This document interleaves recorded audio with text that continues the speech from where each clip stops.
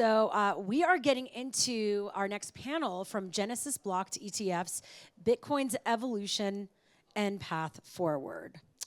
And joining us right now to moderate that panel is Mia Soarez, founder of A-List, who's the host. Yes, give it up for Mia.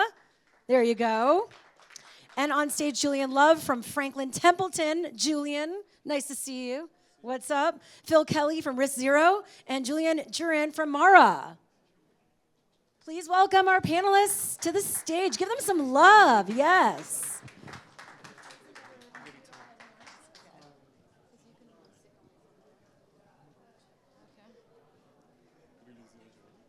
Hello.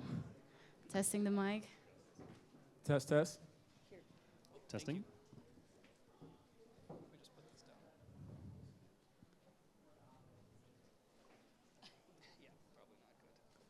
It's a good day to talk about Bitcoin, I guess, because BlackRock announced they're adding the ETF to their model portfolio, so that's exciting news. The price seems to remain low. Any reasons why? We can start with this. No comment. No, come on. Like let's get spicy here. Let's get some takes. I think it's always tough to just try and track and pay attention to the price in the moment. And so one thing we look at Franklin Templeton within our unit is how Bitcoin price tracks global liquidity. And so the price kind of got ahead of global liquidity. It's coming in, but we remain bullish long term. Yeah, I had a good friend last night who's been in Bitcoin way longer than I have say that, I mean, this is how the bull cycle works, right? You got like it used to be up and down by $1, and then up and down by 10, and up and down by 1,000, and now we're in up and down by 10,000. So yeah, I think fundamentally nothing in the market has changed significantly. If anything, the adoption story is still pretty robust. I mean, you got like things like BitLayer coming out and people trying to scale Bitcoin, so it's gonna go up. It's just, maybe exchange activity would be my guess. Yeah. And depends on your time horizon, but if we're looking long term, then the amount of adoption in the world is minuscule. And so, it's just, price is supply and demand. The more that we make it easy for people to get Bitcoin into the portfolios, the greater utility we add to that by adding layers that can offer DeFi and anything can offer yield. All those things are going to drive price up. So, Do ETFs make Bitcoin less sovereign? Less solvent? I think it allows retail to get in and out more quickly, so I wouldn't say so. I think a world in which ETFs are still largely custodied by like one custody provider, as is the case nowadays. That obviously presents some risks, but yeah, that'd be my take. Yeah, I think obviously I'm a Franklin Templeton, so I don't see huge risk with the ETFs, and people still have the choice to buy it there or self-custody, and so as long as people have that choice, I think we're okay. It's definitely from any decentralization Maxi's perspective. It's definitely a deal with the devil. No offense. I've got a TradFi background, so I can say that. But it's for sure a point of concentration. But adoption is the big battle at the moment, so it helps with that. And the journey to decentralization, I think people even in the Ethereum ecosystem would say, is a journey. And frankly, if you want to be a DeFi maxi at the moment, it's definitely not ready for prime time with the average person in the street. So, this helps to get us to that longer term goal. I think the other thing to bear in mind is that in all of these ecosystems, it's super, super important that we widen the circle of kind of smart, well-resourced organizations to start, providing more oversight, more contributions to code, and getting big institutions involved is important for that reason as well. And they can also help with, getting clarity, and hopefully really good outcomes on regulations. So I think it's a net positive in the journey towards, kind of living the dream of decentralization. Yeah, last thing I'll say is I do think the larger organizations have done an okay job of education around Bitcoin and around the way that it combats currency debasement. And so I think they're pretty fair in the way they talk about it. And so I think that education from those large microphones helps. Historically, Bitcoin has been its best use case has been store of value, but today we see a lot more options, a lot more diversity. What do you think? What's the best use case today beyond that? Yeah, I think right now, yeah, store value is definitely the one. I think you see some lending cropping up. It's largely via brokerage firms or centralized lending platforms. I think the killer use case, at least in the immediate term, is you've got all this Bitcoin collateral that's just sitting there, right? It's not doing much. It's unparalleled collateral, though. A few weeks ago at Satoshi Roundtable, saw the 2Prime founder arguing with some other brokerage companies about, you're talking about an asset that's price discoverable, that's real-time liquidatable. Name me another asset that you can just liquidate, sell, right, in the millions, right, in the, every 10 minutes. So I think the next big use case is kind of recognizing that Bitcoin is unparalleled collateral.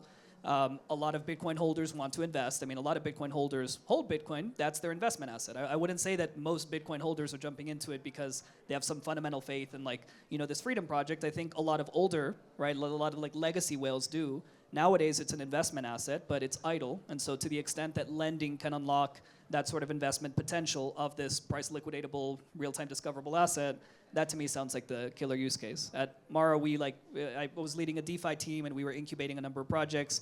We tried Bitcoin payments for several months. It was really difficult. So I think that you kind of just got to go where the users are and not try to convince them to try using Bitcoin in other ways. There are plenty of other chains for that.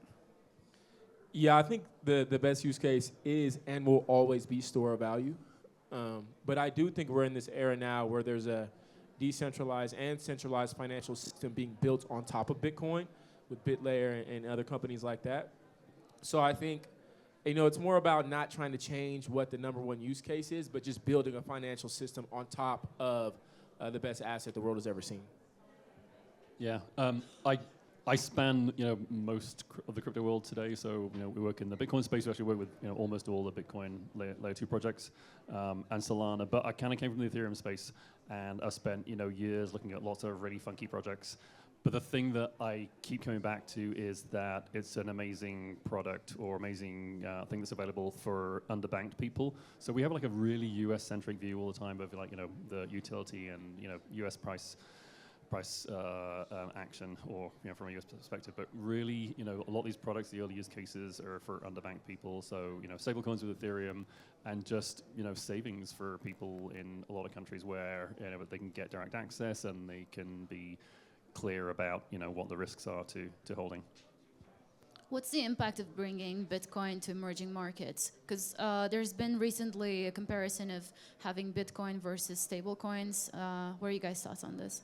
Yeah, I'd say they're two very different use cases. In the case of stablecoins, you're talking about basically a medium of exchange. I had another friend actually this week mention this.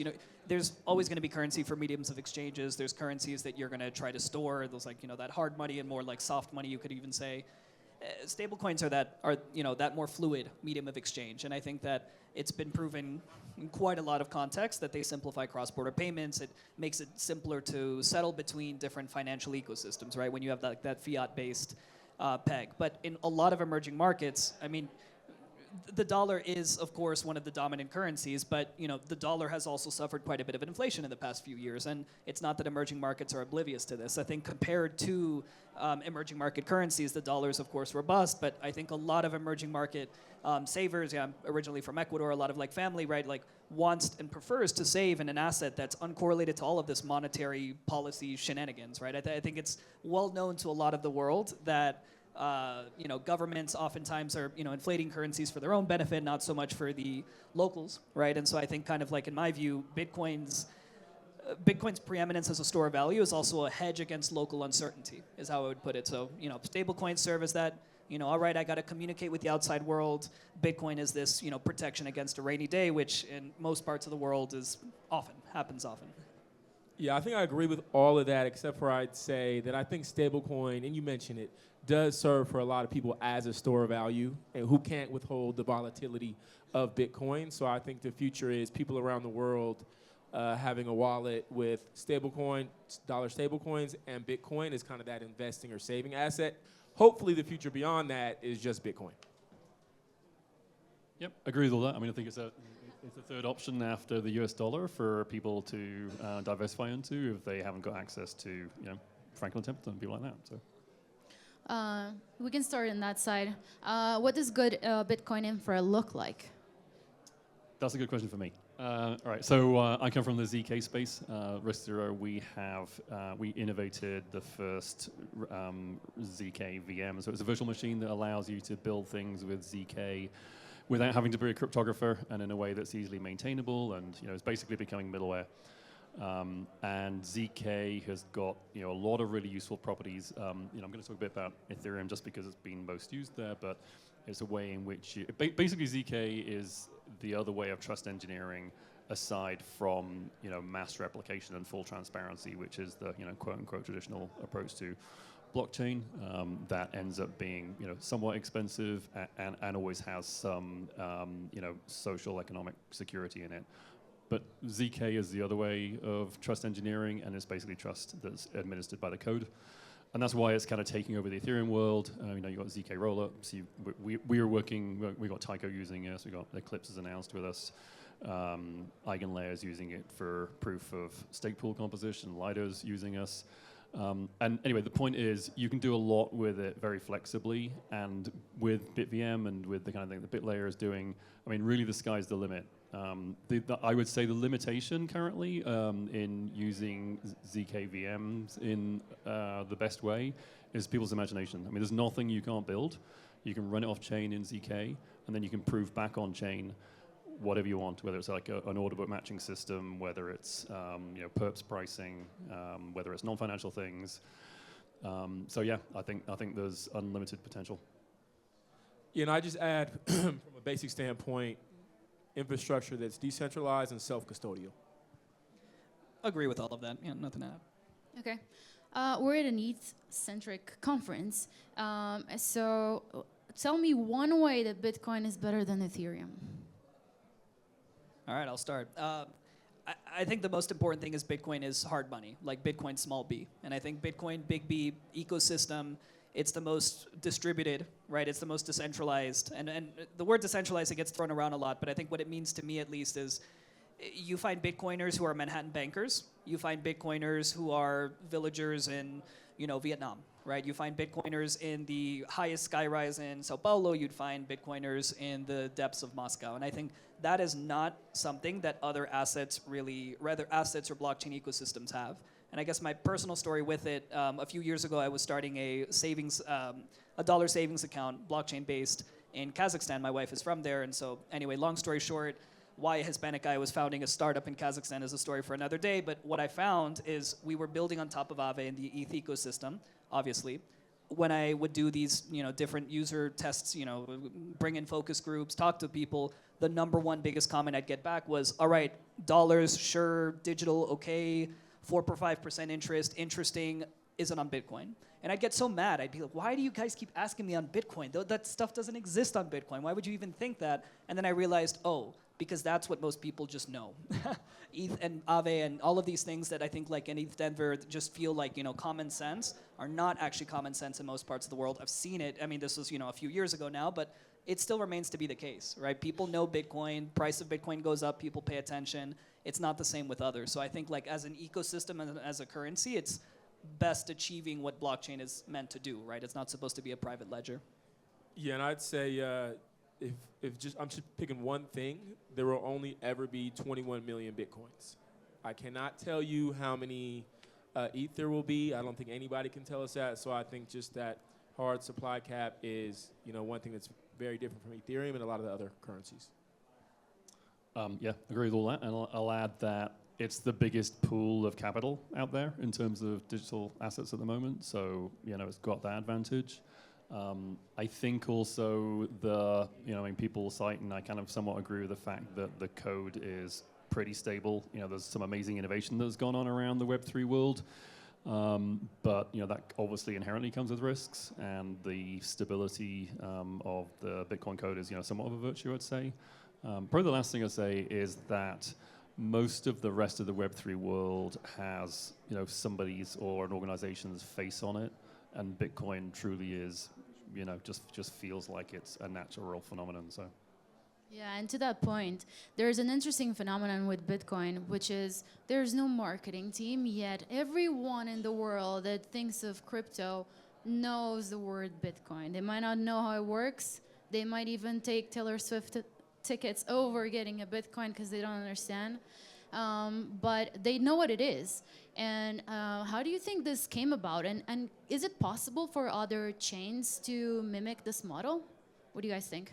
I'd say the story of Bitcoin having so much, natural organic press has actually been mimicked, a microcosm obviously, in like how ordinals and runes and this inscriptions technology has evolved, where you basically have a good idea, right? A few set of like technical experts go and put it out, and other technical experts read about it and say, hey, this is compelling, this is interesting. You come in with some other guys who are thinking use cases, they start applying it, they start talking to their communities, they organize boat parties, they organize conferences, and wha-bam, now you have this massive thing where you could very well say that sure, ordinals has like a creator, and it's, I mean, Bitcoin does too. It's probably ordinals is more public facing, but really the adoption behind ordinals is actually way more organic than I would say any of the other scaling solutions that exist today. I mean, I know that as somebody who led a layer 2 ecosystem within a large miner for the better part of 2 years, that it's really hard to recreate that. No amount of marketing spend or like big brands can really do that. And so it's sort of like it's a question about putting out technology, I think, that subject matter experts find compelling, that they want to disagree over. Honestly, with ordinals, one of the things I often hear is some of the best press it got was negative, right? Because so many people were like, this is perverting the Bitcoin blockchain. Okay, yell about it more over Twitter. And then, that now there's a narrative, and now people are opining on it. And in many ways, I think that's the evolution of Bitcoin. It's, doing something technically interesting and having people comment on it.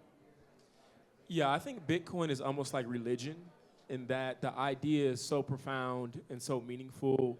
Once you get it, you're going to tell everybody you know about it and care about it. And so I think it's tough for any project to mimic that, because I don't know if any project will be as important as Bitcoin.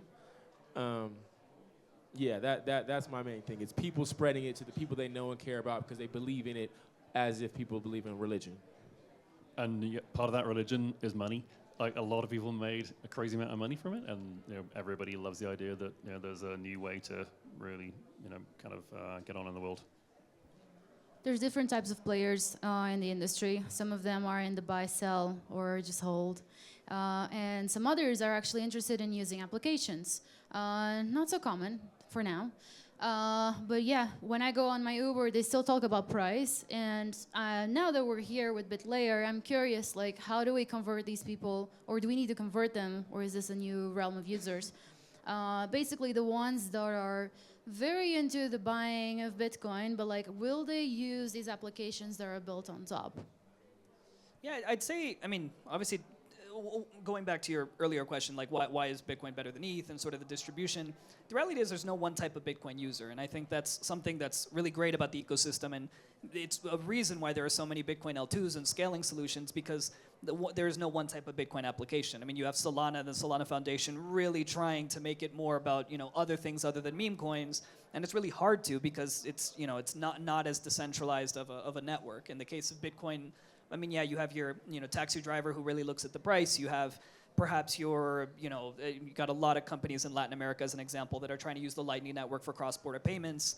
In my case, come from the mining world. A lot of us look at it as, a store of value and sort of like a treasury play, a smart treasury play, with like CFOs going everywhere trying to pitch other public companies on trying to adopt Bitcoin as not even just from a, again, ideological standpoint, just from a pure CFO like mentality. This is smart for your business. This is going to add to your bottom line. So yeah, I think the application depends a lot, and that is a reflection of how robust and distributed the ecosystem is.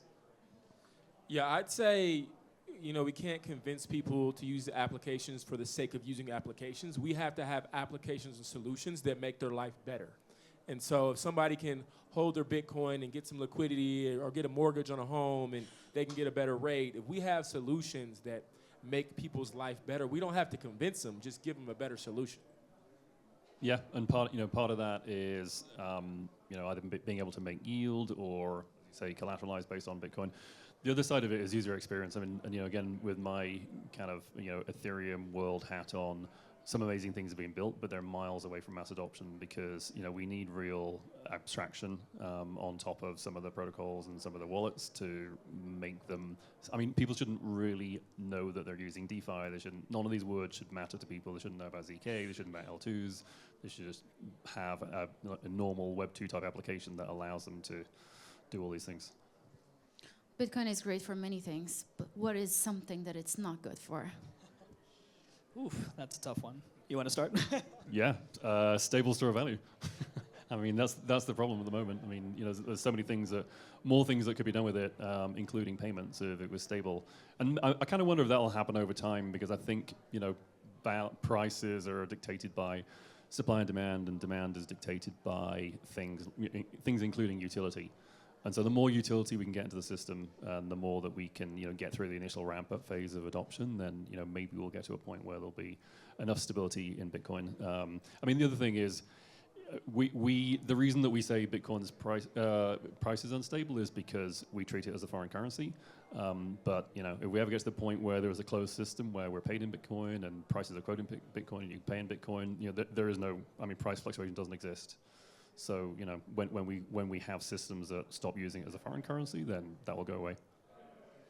Yeah, I hate to do it, but I agree with that. I think that's the main thing. When you have a lot of your wealth stored in Bitcoin, when that price starts to swing, it gets a little tough. You don't want to sell when it's down. So I think the biggest thing is that volatility and not, that when that dollar value goes down and you need to make a dollar purchase, now you're in a situation. Yeah, I'd agree with that. I'd say ecosystem-wise, the way I see it is I feel like not enough conversation about adoption a lot of the times. I think that's obviously changing. It's changed tremendous amounts, leaps and bounds in the last 24, I'd even say 12 months. But still, I feel like, the number of spaces I've been on where, we're talking about like scaling solutions and unilateral exit and is BitVM possible, all of these like back and forths. And I'll pitch the question, well, what about adoption? What are interesting new use cases? And it'll be crickets.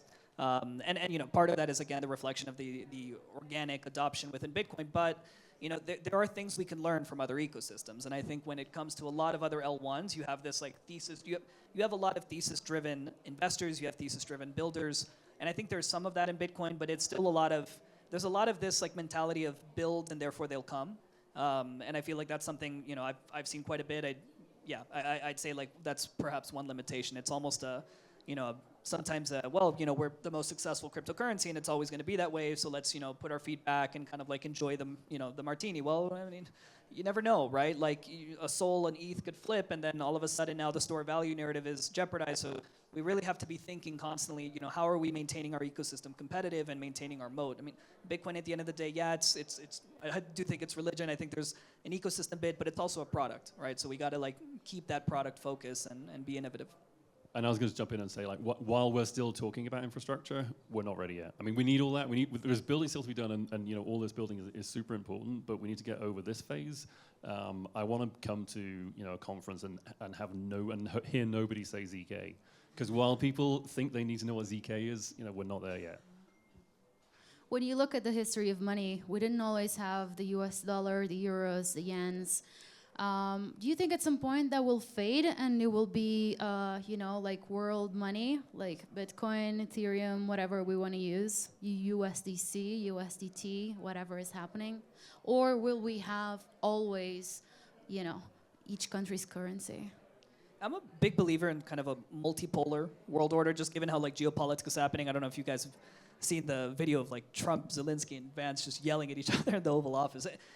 I just think we're heading into a world in which there are going to be like camps of different geopolitics, and maybe the dollar is still like the settlement tool of choice for most of the world. But yeah, I just look at this election. I feel like Bitcoin was definitely very politicized, and I don't totally think it was the Republicans' fault. There was a lot of people who were at fault for that, but kind of just by nature of Bitcoin as an ecosystem, big B, right, getting politicized, one begins to wonder, like, how could it be politicized at the global stage? And right now, that's not the case, because I think geopolitics, they're thinking about a million other things, who next is getting invaded, who's not getting invaded, all of these sort of questions.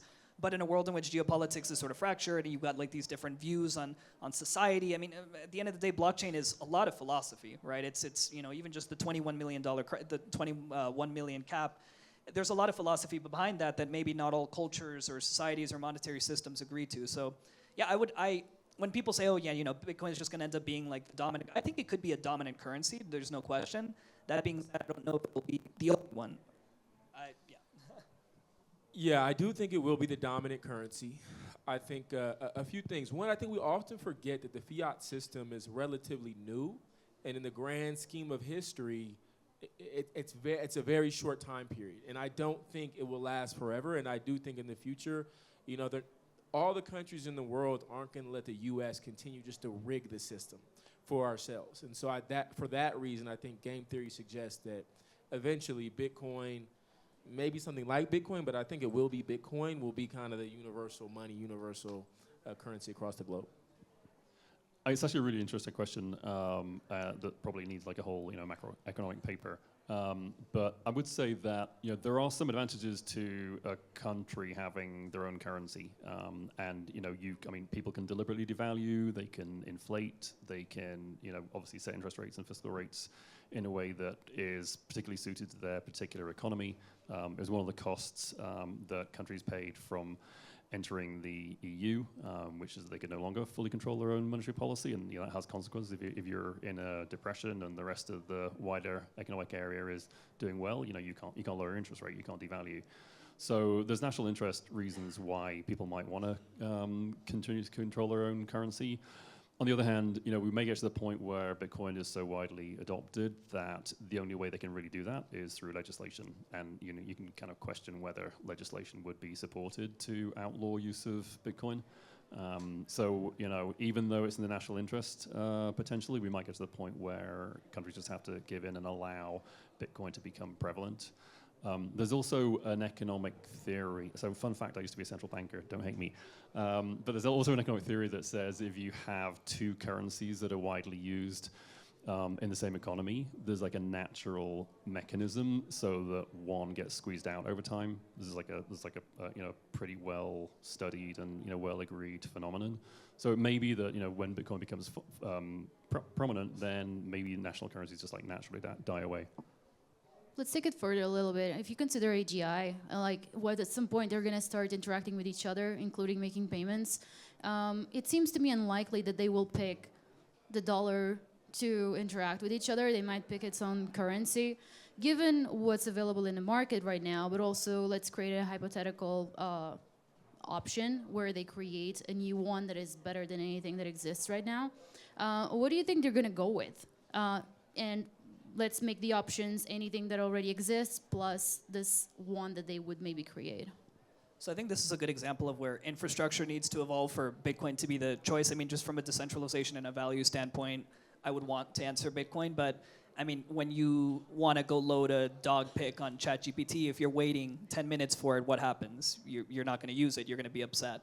And so a world in which AGI in this case, would it be like prompt-based, but still like, you'd be waiting on the AGI to do a task that you think should be done in a second that would take you 10 minutes, and if the Bitcoin blockchain isn't fast enough by then, or if there aren't scaling solutions, it's a little bit hard to... I could just see the user experience being very challenging, and then, the AGI opting for Sol, which would be soul-crushing, but yeah, ideally Bitcoin's faster. I think that's important.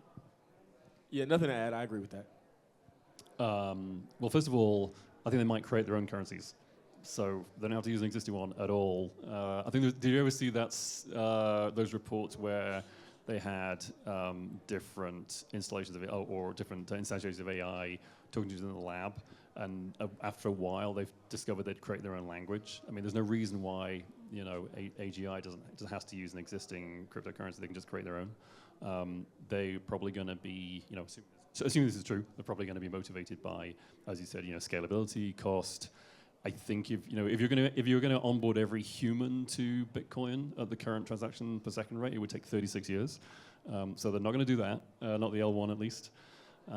They might use Bitcoin as an underlying security mechanism and create their own. Sounds crazy now. They create their own currency or microcurrencies between little communities of AGI that then are underpinned by the security of Bitcoin. Let's wrap up with some hot takes. What is something that you usually say or you think that people don't tend to agree with you? I think there's a tremendous RWA potential on Bitcoin, and I don't know. The way I see it is, there's you see X product lead. It's because I'm building my own thing, and sort of my whole thesis is you have this entire ecosystem of Bitcoin scaling solutions that are completely focused on staking and altcoin yield, and I just think something the builders of these sort of products are just completely missing is that you're pitching altcoin yield to a bunch of holders who have never and probably will never respect altcoins. And so I think you need to have some new forms of yield that make Okay, let's borrow lend. Great, for what? Borrow stables for what? Well, if it's borrow stables to just go, stake on some random protocol and get like, Julian token, that's not going to be compelling. It has to be something more tangible. And, is it real estate? Is it private credit funds? Are they U.S. treasuries? That's a separate question. But, to me, I feel like that's a massive oversight of the industry. It's kind of like thinking that, all right, scaling for staking's sake is, it's oxymoronic, and I've been at in the sort of rooms with people who are massive holders who are just kind of laughing at these sort of opportunities and thinking, man, when is the industry going to learn to pitch a product that I actually want? And so there's a bit of Bitcoin has to kind of listen to itself, and maybe there's a little bit of builders in the space not actually being Bitcoin holders. That could be part of the issue, but I really think that yield has to become real to motivate DeFi, to motivate all these different AMM staking, AMMs, lending, all of these primitives. We're in many ways putting the cart before the horse. I don't think it's that hot, but I do think the U.S. government will buy Bitcoin either via the strategic reserve or stockpile or the sovereign wealth fund, and I think that'll happen soon and in a major way, and I think that'll trigger many other nation states to acquire Bitcoin. People don't disagree with me in their words, but I think they kind of don't get it in their hearts. My statement that Web3 needs to pay massive attention to its currently security profile. I think there's a lot of security theater, and there are huge risks in the system still. And there's a ton of work that we can do, but people like to talk about security. They also like to talk about privacy, but then they make big trade-offs for cost and speed. We're getting to a place where you don't have to do that anymore. Shilling myself, CK. But right now, there's just lots of trust me bros in the system, and we got to do a lot better. Amazing. Thank you, guys. Thank you.